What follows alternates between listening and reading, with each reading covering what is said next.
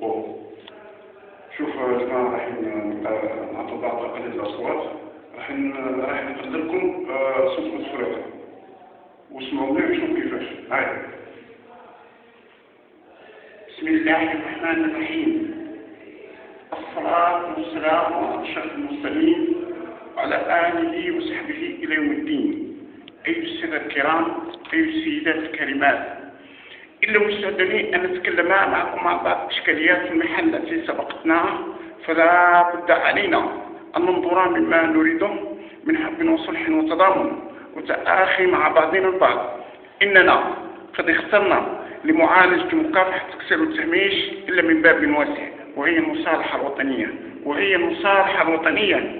كلما كانت حيثما وجدت، أن الصلح والتضامن هو الأساس الوحيد الذي اخترناه لحب البلاد. نعم، رأينا ما رأينا إخواني كثير من الإشكاليات. نعم، تألمنا بالكثير، وما علينا إلا أن نتراجع عن أنفسنا،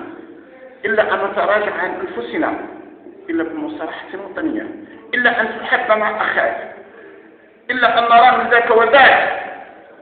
ومن الجزائر وكفاء ولها رجال مكفون. كرم الله وجوهكم. نعم، إذا كان الناس مترجعنات على أنفسنا، فأي طريق، أي صلح الذي نتراجع من هنا وهناك.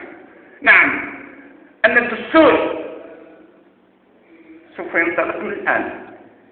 يا أخي، إذا كان فيه إشكاليات فعلى خذ القلم واكتب ما تريده.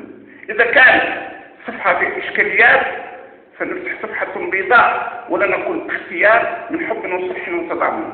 نعم، إذا احنا أعطينا كل مجهودات، مستعدين لحب الوطن والمصالحة الوطنية. احنا الحمد لله وصلنا لكل ما نحتاجه، والحمد لله. شكرا على حسن استماعكم. السلام عليكم ورحمة الله وبركاته.